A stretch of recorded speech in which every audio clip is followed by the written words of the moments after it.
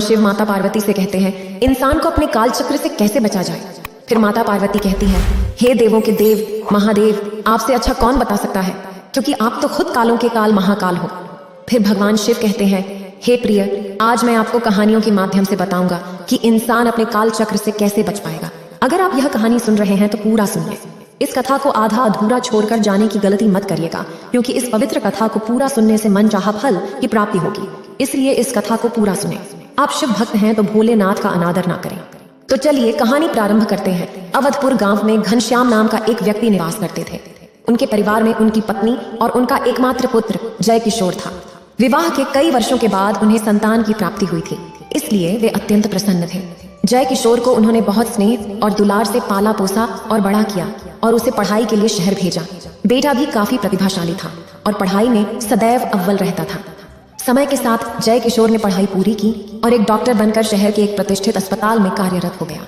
अब घनश्याम जी 80 वर्ष के हो चुके थे और उनकी पत्नी का देहांत हुए कई वर्ष बीत चुके थे। उनके बेटे जय किशोर, जो एक डॉक्टर थे, शहर के एक बड़े अस्पताल में काम करते थे। जय किशोर की पत्नी भी डॉक्टरी के पेशे में थी। उनका एक बेटा था जो घनश्याम जी का पोता गोपाल था। घनश्याम जी अक्सर गांव से शहर आते और अपने बेटे के घर कुछ समय बिताते। जब उनकी पत्नी जीवित थी तो वे उनके साथ शहर जाया करते थे और उनके निधन के बाद भी वे आज अपने बेटे से मिलने शहर आए थे। स्टेशन के बाहर अपने बेटे का इंतजार करते हुए जैसे ही उन्होंने अपने बेटे को देखा, उनका दिल खुशी से भर गया। बेटा उनका सामान उठाकर चल दिया। बेटे ने उनकी मदद करनी चाहिए, लेकिन घनश्याम जी को किसी मदद की आवश्यकता नहीं थी। वे बोले, चलो चलो मैं आ रहा हूँ, और वे दोनों गाड़ी का इंतजार करने लगे। गाड़ी के पास पहुंचते ही ड्राइवर ने उनका बैग ले लिया और उसे गाड़ी में रख दिया। जय किशोर ने अपने पिता से कहा, बाबूजी, अब आप गाड़ी में बैठ जाइए, मैं अस्पताल से आधे घंटे में वापस आ जाऊंगा, कुछ मरीजों का देखना जरूरी है। और आप कैसे आएंगे, उन्होंने पूछा।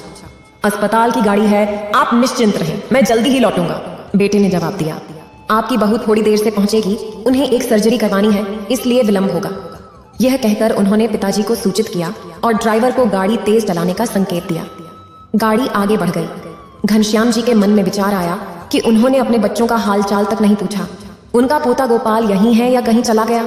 घनश्याम जी ने सोचा कि नहीं, वह पुणे में ही होगा। अगर कहीं और गया होता तो उनका बेटा जरूर बताता। छोटी बहू यानी गोपाल की पत्नी को तो उन्होंने गोपाल की शादी के समय ही देखा था, उसके बाद से कब देख पाए। जय किशोर अब गांव कम ही आता है तो वह उन्हें लेकर कैसे आएगा। गोपाल ने तो एक प्रतिष्ठित स्कूल में पढ़ाई की है। परिवार में वह हमेशा रुई की तरह हल्का फुल्का रहा। इन्हीं विचारों में खोए घनश्याम जी अपने बेटे के घर पहुंच गए। स्नान ध्यान करके जब वे कमरे से बाहर आए तो उन्होंने सामने नजर डाली। उन्होंने देखा कि बगीचे में एक आया बड़े ही प्यारे बच्चे के साथ सैर कर रही थी। उनके मन में प्रश्न उठा कि यह बच्चा किसका होगा। उन्होंने बाबूलाल को पुकारा। बाबूलाल बचपन से ही उनके बेटे के यहाँ काम कर रहा था और अब उसे अस्पताल में भी नौकरी मिल गई थी, लेकिन वह अभी भी उनके यहाँ ही रहता था। घनश्याम जी ने हमेशा उसे अपने बच्चे की तरह माना और वह भी उन्हें बाबा कहकर बुलाता था। क्या हुक्म है बाबा, वह बच्चा कौन है, घनश्याम जी ने पूछा। वह हमारा ही बच्चा है, गोपाल जी का बेटा है, बाबूलाल ने खुशी से उत्तर दिया। घनश्याम जी हैरान हो गए जब उन्हें पता चला कि मेरे गोपाल का लड़का है। जी हाँ, आपका परपोता है, वो भी इतना बड़ा हो चुका है। अभी इस साल को पूरा होने में 4 महीने बाकी हैं, वह तो 7 महीने और कुछ दिनों का है। घनश्याम जी को बहुत दुख और आश्चर्य हुआ। इतनी बड़ी खुशखबरी और उन्हें खबर तक नहीं, पर उस वक्त वे अपनी उदासी और हैरानी को भूलकर जल्दी से बगीचे की ओर भागे। बच्चे को गले लगाने की उत्कंठा ने उन्हें बेचैन कर दिया। उन्होंने बच्चे को उठाने के लिए अपने हाथ फैला दिए। बच्चा उन्हें घूरता रहा। घनश्याम जी भी बच्चे को देखकर मंत्रमुग्ध हो गए। उनकी आंखें नम हो गईं। बच्चे ने उनकी ओर घूरते हुए मुस्कान बिखेरी, लेकिन हंसते हंसते वह रो पड़ा। आया ने कहा, बाबा, बच्चा अब सोने वाला है, इसलिए रो रहा है। घनश्याम जी को समझ में आ गया कि बच्चा सोना चाहता है, इसीलिए उन्होंने खुद को संभाला और आया से कहा, हाँ, इसे सुला दो। ये कितनी देर तक सोएगा? जब बच्चा जागेगा तो वह कहाँ जाएगा? ये कैसे हो सकता है कि वह अपने परदादा की गोद में न खेले। आया बच्चे को लेकर कमरे में चली गई। जब घनश्याम जी अपने कमरे में लौटे जहां वे ठहरे थे तो उनके दिल में उठा दर्द फिर से कुरेदने लगा। उनके बेटे ने उन्हें इतनी बड़ी खुशखबरी तक नहीं बताई थी। उन्होंने बाबूलाल की ओर देखा। बाबूलाल से पूछा कि क्या गोपाल के पुत्र का नाम मोहन है, लेकिन उनके बेटे ने उन्हें इसकी जानकारी नहीं दी। शायद वे लोग भूल गए होंगे, क्योंकि वे मुंबई में 1 हफ्ते से हैं, लेकिन यहाँ नहीं बल्कि होटल में ठहरे हुए हैं। हाँ बाबा, बड़े लोगों के लिए घर हो या होटल क्या फर्क पड़ता है। सुना है कि पति पत्नी की मिलकर मासिक आय 3 लाख रुपए है। और यह आया भी बच्चे के साथ होटल में रहती थी। एक दिन मैडम ने गोपाल मोहन जी और छोटी मैडम को डिनर पर बुलाया था और वे लोग आए भी थे। आज सुबह उस आया ने कार से बच्चे को छोड़ दिया। अब उनका आगे का क्या कार्यक्रम है पता नहीं। बाबूलाल ने उन्हें कुछ ऐसी बात बताई जिसे वे हजम नहीं कर पा रहे थे। घनश्याम जी आंखें बंद करके लेटे रहे। पत्नी की स्मृति उभरी, फिर पिता की और माँ की यादें भी आईं। जीवन के गुजरे हुए क्षणों की मिठास और प्रेम। हर एक बच्चे के जन्म की याद आई और तब वे बोले, अरे यह क्या हो गया। समय के साथ ये सभी विचार उनके मन में लहरों की भांति उठने लगे। उन लहरों में वे खुद को बहुत असहाय महसूस कर रहे थे। उन्हें अपने बेटे पर, बहू पर और पोते गोपाल मोहन पर भी गुस्सा आया। लेकिन फिर उन्होंने सोचा कि गोपाल मोहन पर गुस्सा करने का कोई मतलब नहीं है। बेटे ने यह खबर उन्हें क्यों नहीं बताई, बहू ने यह राज मुझसे क्यों छुपाया। गोपाल भी तो मुझे यह बता सकता था, लेकिन उसने ऐसा क्यों नहीं किया। फिर जय किशोर ने कमरे में प्रवेश किया और बाबूजी को देखा। घनश्याम जी बैठ गए। क्या आपको कोई परेशानी हो रही है? जय किशोर ने पिता के चेहरे पर दर्द के भाव देखकर पूछा। उनकी आंखों से आंसू छलक पड़े। आप क्यों रो रहे हैं? जय किशोर ने पिता को रोते हुए देखकर हैरानी जताई। मैं क्यों रो रहा हूँ? गोपाल के यहाँ बेटा हुआ है और मुझे इसकी खबर तक नहीं है। ओह, तो बात यह है कि ज्योतिषी ने सबको यह बताने से मना किया था। बेटा ज्योतिषी जी, अगर ऐसा कहा है तो जरूर कोई वजह होगी, इसलिए किसी को नहीं बताया गया। बेटे, तुम तो डॉक्टर हो, विज्ञान की पढ़ाई की है और तुम्हारी यह सोच सही है। सच में लोग सही कहते हैं कि यह व्यापार का युग है। बाबूजी, आप इसे इतना गंभीरता से क्यों ले रहे हैं? क्या तुम इसे इतना मामूली समझ रहे हो? ज्योति के मना करने पर भी तुम्हें खबर की गई थी। क्या ज्योतिषी ने सिर्फ मुझे बताने से मना किया था? बाबूजी, आप वास्तव में बहुत गंभीर हो रहे हैं। किसी भी बात को इस तरह से न लें। ऐसा कहकर जय किशोर वहां से चला गया। घनश्याम जी ने अपने बेटे को जाते हुए देखा और फिर लेट गए और उन्होंने अपनी आंखें बंद कर ली। मन में दो विपरीत भावनाएं न रखें, क्रोध और खुशी। पोते को देखने की खुशी उन्हें अपने बेटे से बांटनी थी, पर वह खुशी क्रोध से घिरी हुई थी। कुछ समय पश्चात बाबूलाल ने भोजन परोसा और उन्हें पुकारा। बाबा, कृपया भोजन कर लीजिए। घनश्याम जी ने अपनी आंखें खोली और बाबूलाल की ओर देखा। उन्होंने एक पल के लिए सोचा कि खाने से इनकार कर दो, लेकिन फिर उन्होंने पूछा, क्या जय किशोर ने भोजन कर लिया है? साहब ने खाना खाया और सो गए हैं। बाबूलाल ने उनकी ओर देखते हुए कहा, मानो वह उनके हृदय की गहराई को समझ गया हो। घनश्याम जी ने इससे ज्यादा कुछ नहीं कहा। उन्हें याद आया कि जब वे अपनी पत्नी के साथ आते थे तो उनका बेटा सभी काम छोड़कर उनके साथ ही भोजन करता था, जबकि पत्नी और बहू बैठी रहती थी। ये पिता पुत्र दोनों साथ में भोजन किया करते थे। बातों का सिलसिला लगातार बना रहता था। घनश्याम जी ने सोचा यह सब उनकी पत्नी की संवाद कुशलता का ही परिणाम था। उनके देहांत के बाद अनगिनत बार लोग आए, पर अब वह बातचीत कहीं नहीं थी। यही विचार करते हुए उन्होंने भोजन किया और हाथ धोए। फिर वे बिस्तर पर लेट गए। शाम को उनकी नींद खुली और उनके मन में हंसी भी आई। इसका कारण यह था कि थोड़ी देर पहले ही वे सपने में अपने परपोते के साथ खेल रहे थे। उन्हें इस बात पर गुस्सा आ रहा था कि वे गोपाल के बेटे का नाम नहीं पूछ पाए। बच्चे को प्यार करने की इच्छा से उनके दिल में ममता की लहरें उठने लगीं। उन्होंने बाबूलाल को पुकारा। हाँ बाबा। बाबूलाल उनके पास आकर खड़े हो गए। मेरे पोते को बुला लाओ, मैं अब उसके साथ थोड़ी देर खेलना चाहता हूँ। वो लोग तो पुणे जा चुके हैं। कब गए? बस कुछ समय पहले ही गोपाल मोहन और छोटी मैडम आए थे। कुछ वक्त रुके और फिर निकल गए। जय किशोर साहब अस्पताल में हैं और मैडम सो रही हैं। ओह। घनश्याम जी कुछ समय तक गंभीरता से बैठे रहे। उनके मन में विचार आया, पहाड़ों से अलग अलग नदियां निकलती हैं, हर एक की अपनी एक धारा होती है। जैसा पथ वैसी नदी की गति। तो क्या वे कोई पहाड़ है? वे तो नदी की धारा है। क्या मनुष्य पहाड़ हो सकता है? यह सब सोचते हुए उन्होंने बाबूलाल की ओर देखा और आज उन्होंने बाबूलाल से एक गहरा संबंध और निकटता महसूस की।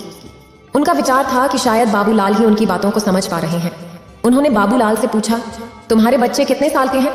बाबूलाल ने बताया, एक 3 साल का है और दूसरी 1 साल की। घनश्याम जी के दिल में प्यार की लहरें दौड़ गईं। फिर उन्होंने पूछा, बाबूलाल तुम्हारा घर यहाँ से कितना दूर है? बाबूलाल ने उत्तर दिया, 20 मिनट की दूरी पर। आओ मुझे घर तक छोड़ दो, मुझे बच्चों के साथ खेलने की इच्छा हो रही है। मैं भी उनका बाबा हूँ। ये नहीं हो सकता कि हम कल जाएं, क्योंकि कल मैं गांव वापस चला जाऊंगा। इस पर बाबूलाल बहुत खुश हुए। वे दोनों बाबूलाल के घर पहुंचे और वहां उन्होंने बच्चों के साथ बहुत देर तक खेला। ऐसा प्रतीत होता था जैसे वे खुद भी बच्चे बन गए हों। वे देर रात तक अपने पुत्र के घर लौट आए। जब दूसरे दिन सवेरे बेटा और बहू काम पर निकल गए तो घनश्याम जी बिना किसी को कुछ कहे गांव की ओर चले गए। जब बेटा घर वापस आया तो बाबूलाल ने उसे सूचित किया कि उनके पिता गांव वापस चले गए हैं। पिता के इस प्रकार बिना सूचना के चले जाने से जय किशोर को काफी आघात पहुंचा, लेकिन उन्होंने समझ लिया कि पिता उनसे नाराज हैं। फिर अगले कुछ दिनों में अपने सभी जरूरी काम निपटाकर जय किशोर अपनी पत्नी के साथ पिता के गांव पहुंच गया। जब घनश्याम जी ने अपने बेटे को अचानक सामने पाया तो उन्होंने सभी कड़वाहट और शिकवे भुला दिए। पिता पुत्र का यह संगम सभी शिकायतों को दूर बहा ले गया। एक सप्ताह गांव में गुजारने के बाद जय किशोर वापस चला गया। घनश्याम जी का मन अब बड़ा ही सुकून से भरा था और वे बहुत प्रसन्न महसूस कर रहे थे। उनकी आशा थी कि उनका बेटा भविष्य में भी इसी प्रकार उनसे मिलने आता रहेगा। लेकिन उसी गांव की एक महिला देवकी है। देवकी अपना पूरा दिन घरेलू कामों में जैसे गांव की अन्य महिलाएं बिताती थीं। उसका एक बेटा था जो गांव में ही खड़ी मेहनत करता था। बेटा अक्सर अपनी माँ से कहता कि वह उसे काम के लिए किसी बड़े शहर में जाने दे, लेकिन देवकी चाहती थी कि वह उसके पास ही रहे। बेटा भी माँ की बात मानता और गांव में ही काम करता रहता। देवकी की एक आदत थी कि वह जब भी खाना बनाती एक अतिरिक्त रोटी बनाकर अपने घर की खिड़की पर रख देती थी। उसका विश्वास था कि जिसे भी इस रोटी की आवश्यकता होगी वह इसे ले जाएगा। एक साधु बाबा थे जो प्रतिदिन देवकी के घर के सामने आते और खिड़की पर रखी रोटी को उठा ले जाते थे। जब भी वे रोटी उठाते कहते कि जो बुराई तुम करोगे वो तुम्हारे पास ही रहेगी और जो अच्छाई करोगे वो तुम्हारे पास वापस आएगी। वे साधु बाबा हर दिन ऐसे ही रोटी ले जाते और वही शब्द दोहराते हुए चले जाते। देवकी उनकी इस बात पर कभी ध्यान नहीं देती थी और समय इसी तरह से गुजरता रहा। एक दिन देवकी के पुत्र ने फिर से बड़े शहर जाकर पैसे कमाने की इच्छा जताई तो देवकी ने उसे अनुमति दे दी। हालांकि आज उसका पुत्र दृढ़ संकल्पित था कि वह शहर अवश्य जाएगा। उसने कहा, माँ मुझे जाने दो, तभी हम इस दरिद्रता से मुक्त हो पाएंगे। बेटे की जिद के सामने देवकी ने हार मान ली और उसे बड़े शहर जाने की अनुमति दे दी। अगले दिन सवेरे ही उसका पुत्र शहर के लिए निकल पड़ा। अब देवकी घर में अकेली रह गई। वह रोजाना की भांति अपने कामों में व्यस्त रहती और एक रोटी बनाकर खिड़की पर रख देती अपने पुत्र की याद में। यहाँ हर दिन वह साधु आता है, रोटी लेता है और कहता है कि जो बुराई तुम करोगे वह तुम्हारे पास ही रहेगी और जो अच्छाई करोगे वह तुम्हारे पास वापस आएगी। जब देवकी ने उसकी बातों पर गौर किया तो उसे यह बात थोड़ी अजीब लगी।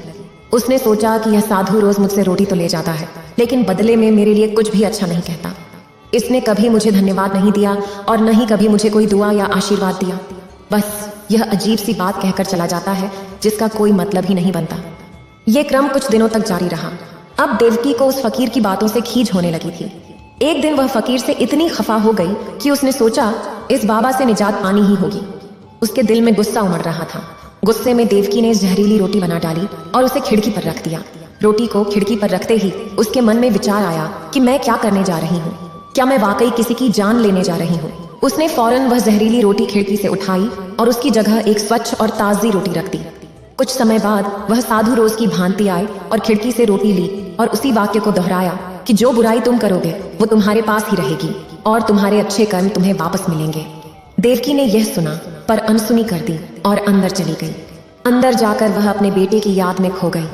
अभी कुछ ही दिन हुए थे उसे घर छोड़े हुए। न तो उसकी कोई खबर आई थी और न ही यह पता था कि वह कहाँ है और कैसे है। अचानक उसे अपने घर के दरवाजे पर जोर से खटखटाहट की आवाज सुनाई दी। जब उसने दरवाजा खोला तो उसका बेटा सामने खड़ा था। वह बहुत खुश हुई। उसने अपने बेटे को अंदर आने को कहा और उसे बैठाया, पर उसके बेटे की हालत देखकर वह चिंतित हो गई। उसके बेटे के कपड़े गंदे और मैले थे और वह बहुत थका हुआ लग रहा था। उसका चेहरा ऐसा लग रहा था जैसे उसने कई दिनों से खाना नहीं खाया हो। देवकी ने पूछा, बेटा तू तो कुछ ही दिन पहले बड़े शहर की ओर काम करने गया था, यह हालत कैसे बन गई? उसके बेटे ने जवाब दिया, माँ मैं तो बड़े शहर की ओर गया था लेकिन रास्ते में एक जंगल से गुजर रहे थे तो कुछ डाकुओं ने मुझे धर दबोचा और मुझे अपना कैदी बना लिया। उन्होंने मुझे खाना तक नहीं दिया। मैंने बड़ी मुश्किल से उनको धोखा दिया और उनकी पकड़ से भाग निकला। भूखा प्यासा मैं वहां से अपने गांव की ओर भाग रहा था। ऐसा लग रहा था जैसे मेरी जान ही निकल जाएगी। इसी बीच रास्ते में मुझे एक वृद्ध फकीर मिला। मैंने उससे कुछ खाने के लिए कहा। उसके पास एक रोटी थी जो उसने मुझे दे दी और शायद उसी की बदौलत मैं अपने घर तक पहुंच सका। और जानते हो माँ, उस दयालु फकीर बाबा ने मुझसे क्या कहा? उसने कहा कि जो बुराई तूने की है वो तेरे पास ही रहेगी और जो अच्छाई की है वो लौटकर तुझे जरूर मिलेगी। यह सुनकर माँ ने तुरंत अपने सीने पर हाथ रखा और भगवान शिव का ढेर सारा धन्यवाद किया कि आज उन्होंने वह जहरीली रोटी खिड़की पर नहीं रखी और उन्हें फकीर की उस बात का अर्थ भी स्पष्ट हो गया कि तुम्हारा किया हुआ भला तुम्हारे पास वापस आ ही जाता है। फिर भगवान शिव कहते हैं, इसलिए कभी भी जीवन में अच्छे कर्म करना न छोड़ें, क्योंकि यह काल चक्र निश्चित है कि आपके द्वारा किए गए अच्छे कर्म आपके पास किसी न किसी तरह से वापस लौट कर आते हैं। इस वीडियो को बोलते समय कोई त्रुटि हो तो मैं क्षमा चाहती हूँ। उम्मीद है आप सभी को यह वीडियो अच्छी लगी होगी। अगर आप शिव के सच्चे भक्त हैं तो चैनल को सब्सक्राइब और वीडियो को लाइक करके कमेंट में हर हर महादेव लिख दीजिए।